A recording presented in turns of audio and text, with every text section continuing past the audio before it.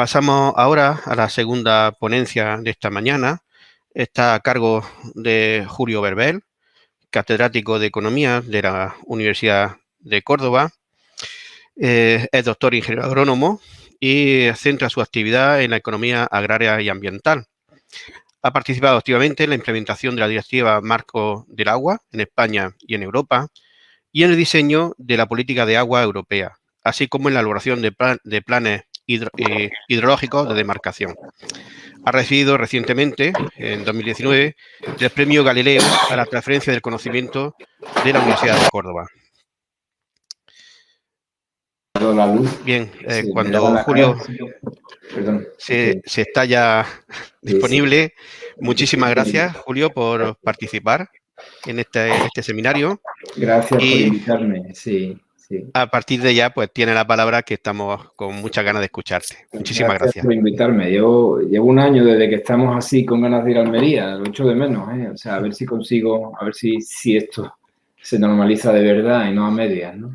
Pero bueno, echo de menos Almería, echo de menos la gente de allí, así que estoy encantado de estar con vosotros, aunque sea de esta manera.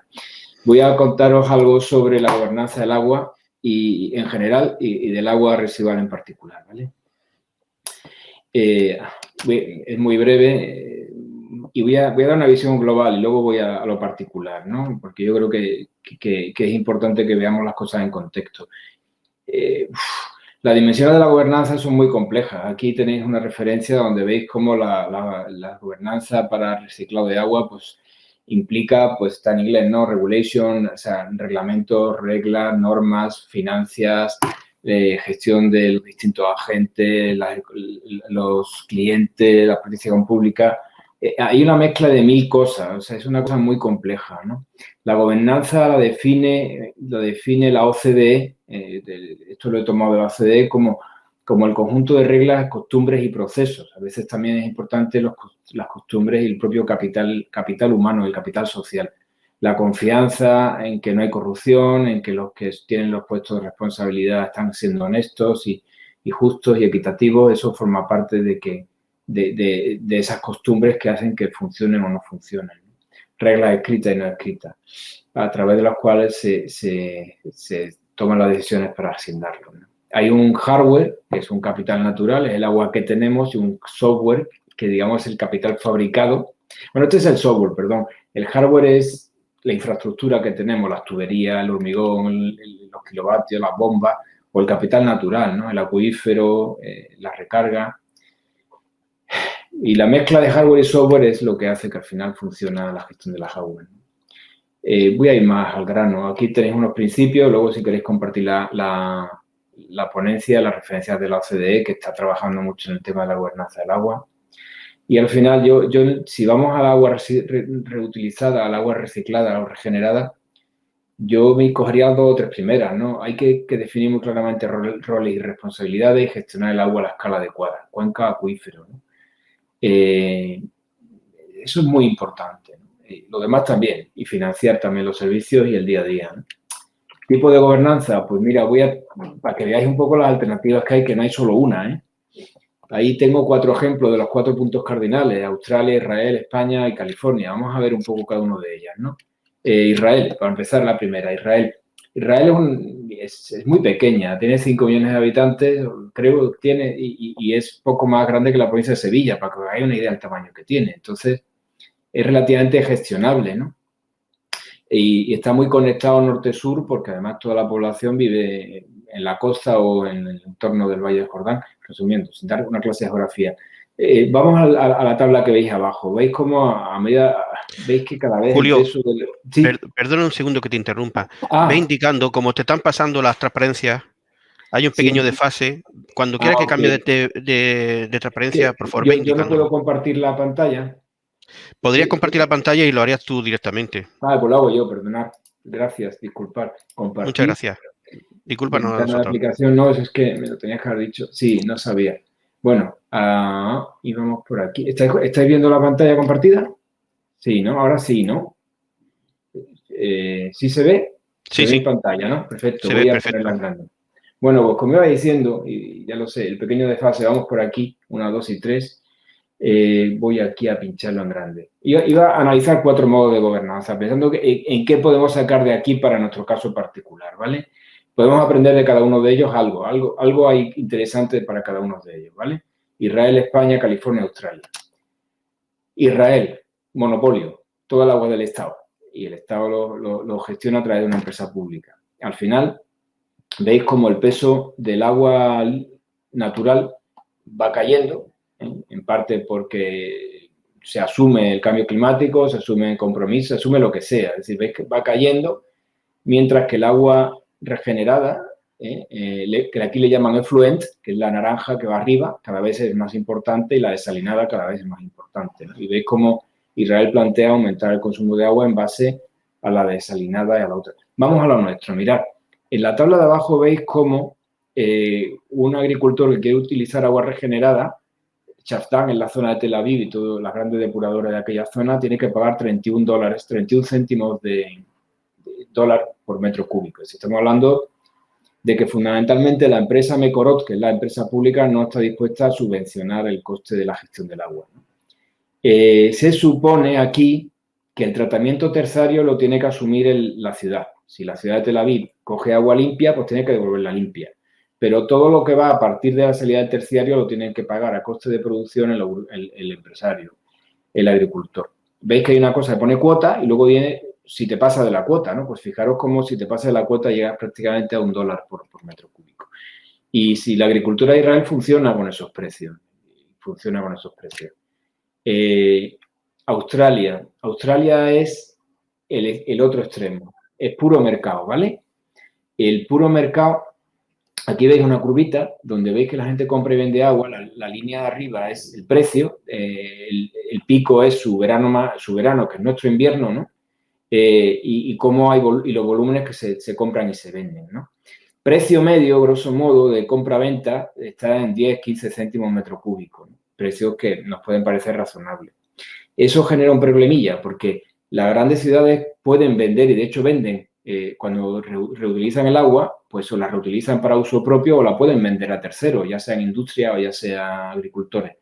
Pero claro, el precio de venta de ese agua reutilizada no puede estar mucho más allá del precio de venta, de compra-venta del agua general, ¿no? Entonces, hay un problema de que tarde o temprano alguien tiene que asumir la diferencia de lo que cuesta el agua regenerada y lo que se puede pagar por el agua regenerada, ¿no? Incluso en este país, donde hay mucho mercado, pues se puede pagar hasta 10 céntimos, porque la alternativa es comprársela a un agricultor que la vende.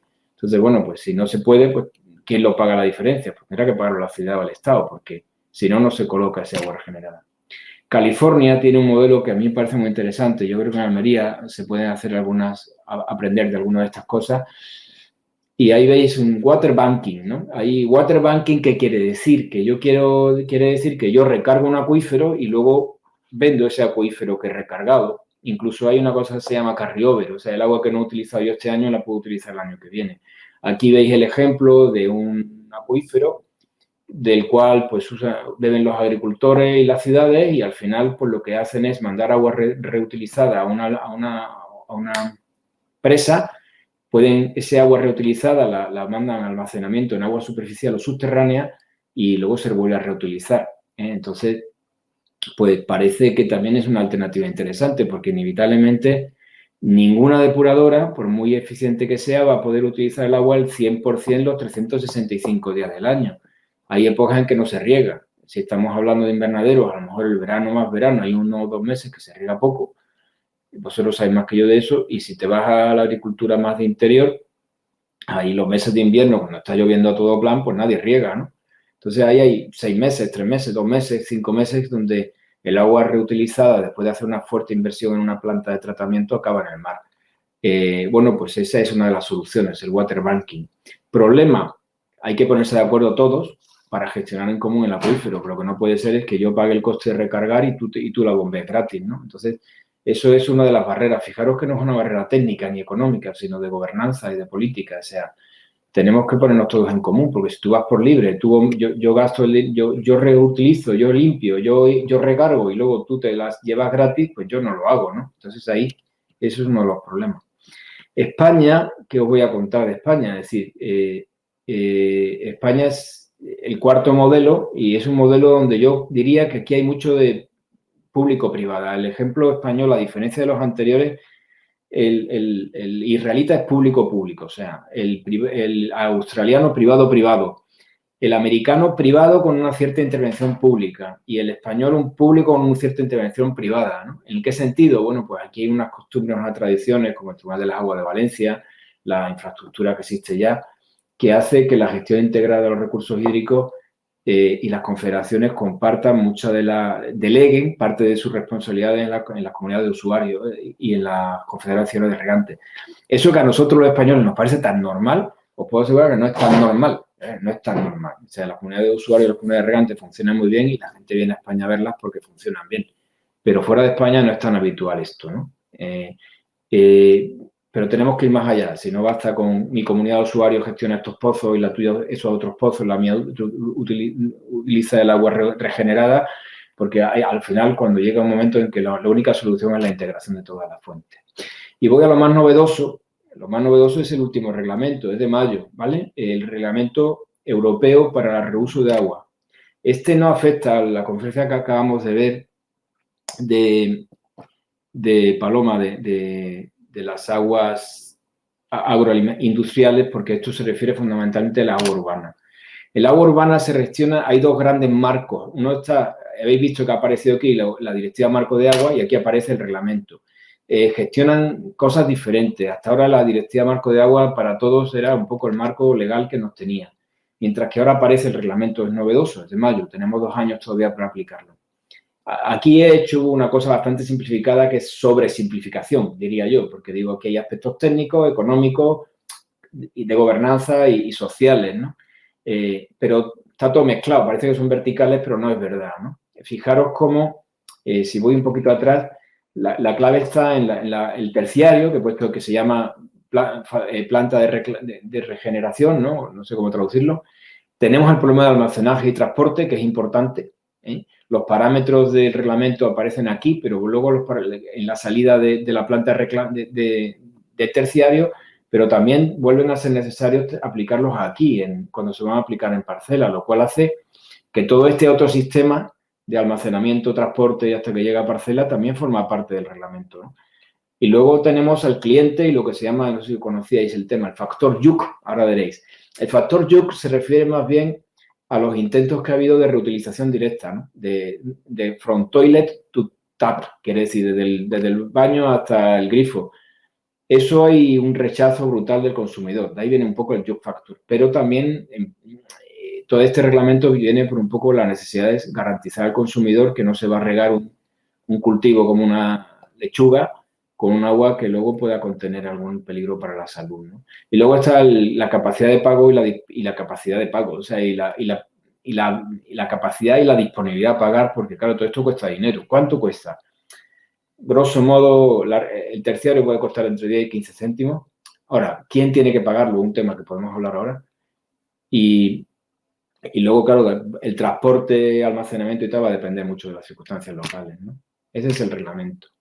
Y yendo un poco a la gobernanza, fijaros que el reglamento, lo importante es que os quede la idea de que va más allá de los parámetros. Aquí tenéis los parámetros que marca el reglamento. No tengo los no sé por qué en esta tabla no tengo el español, pero no son muy distintos de los españoles, van un poquito más allá, pero el problema no va a ser ahí. Lo que es nuevo de verdad es la necesidad de tratarlo, de validar tratamientos y aprobar un protocolo de aseguramiento del riesgo. Es decir, lo que no me vale es que el secundario reviente, que el secundario me meta agua de tan mala calidad que mi terciario es incapaz de cumplir con los parámetros. Entonces, ese protocolo debe incluir, incluso debe ir más allá, debe ir hasta la ordenanza de vertidos domésticos, industriales de la ciudad y llegar hasta el final, ¿no? Hay un tema interesantísimo que creo que tenemos que trabajar todos en esto y no sé cómo ando de tiempo, es el reciclado de la energía. Los datos son bastante brutales. O sea, el consumo de la energía de las plantas de tratamiento de agua urbana es el 4% del consumo eléctrico en Europa o en Estados Unidos. Eso es muchísimo. Sobre todo es muchísimo si veis que estamos utilizando 1,5 kilovatios